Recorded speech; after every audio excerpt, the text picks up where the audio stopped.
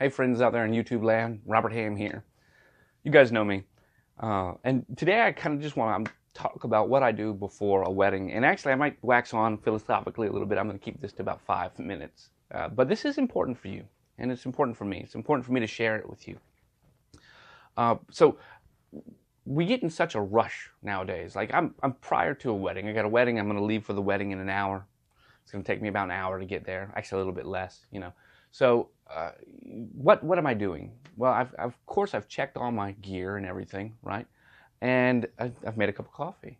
And then I look through my gear again, and I have a checklist and everything that's around here somewhere. It's probably in my bag, because for every wedding I check off all my gear. It's just what a pro does. If you're not doing that and you're shooting weddings, photographing weddings, that's kind of time to start thinking about doing that. You would like your shot list and your checklist just so that you can show that you weren't being negligent in case anything goes wrong. However, now it's relaxed time, and a lot of people are very apprehensive about what happens the day of a wedding. Some people get real uptight and everything, and they want to. It's got to be perfect, perfect, perfect. And the answer is no. It doesn't have to be perfect. Too many things in this world, especially over here in America, are too fast. They're way too fast, and it's hard to see when you're in that world, working in it. Obviously, you want your police, you want your military, and you want your medical and emergency services to be fast. But when you're standing in line and somebody gets the order wrong, and you're too impatient to wait and just understand that maybe there's a new cashier there, that's a uniquely American issue. That's an industrialized country issue. That's a gotta have it now, instant gratification. And I'm going to tell you, there's a way that instant gratification can be subdued, and that's with music, okay? And so here,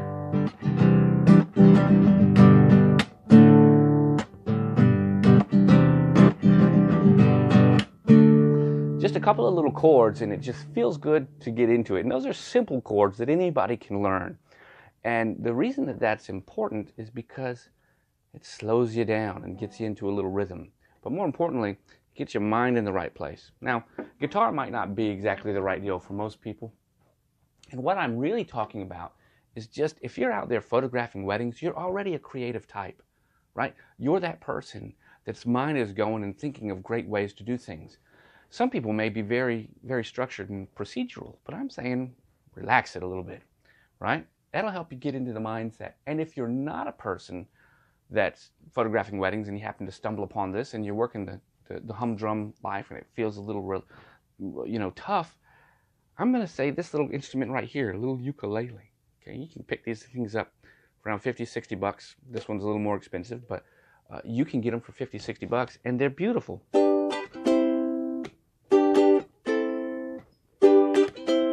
Okay, and the idea is, once you kind of get in the little groove of it,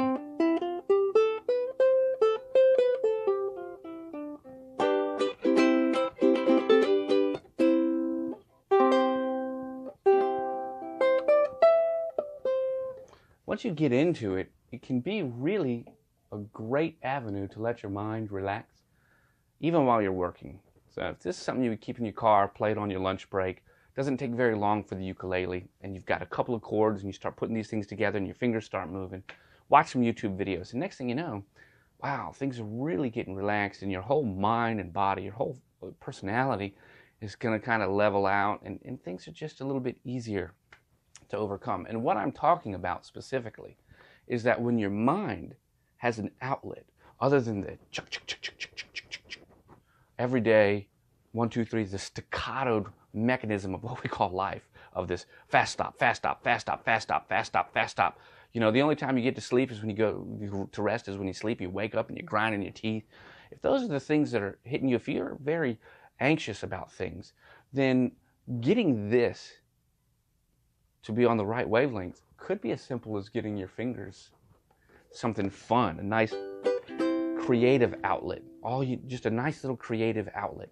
And at 30, well, maybe 50 bucks, I think would be a good price for a ukulele, because you want one that's going to be playable.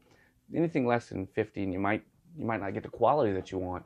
But once you start playing, it doesn't take long, a couple days, a couple weeks, And then next thing you know, these little things start making sense. And when they do, there's a lot of gratification that comes from that. People hear it. It's a way to connect with others. You start taking it in your car to the office. Then when you're on your lunch break or whatever, you go out and you just play a little. Next thing you know, by playing it a little in your car or wherever, people are starting to acknowledge it. It's fun. It's a conversation piece. Helps interact, and it helps connect you with others. That's the number one thing it does, no matter how great you play. But once that starts happening and those feelings start working, this kind of starts aligning with this, and next thing you know, everything's a little bit slower, but it all smells a little bit sweeter, and it tastes a little bit better, and it looks a little bit prettier.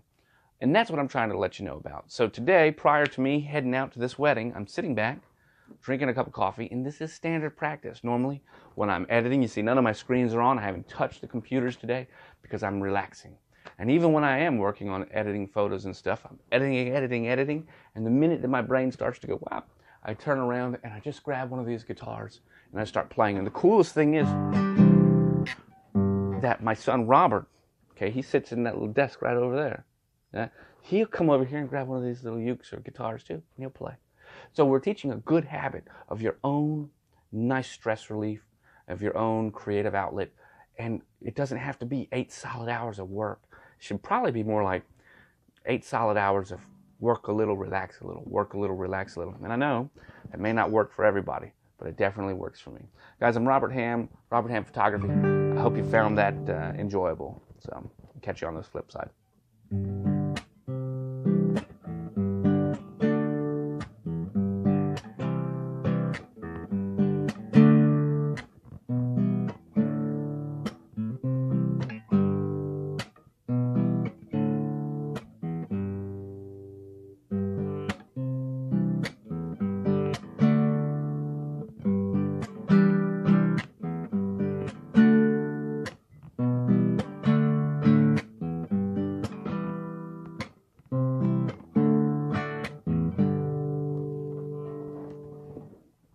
Simple as that.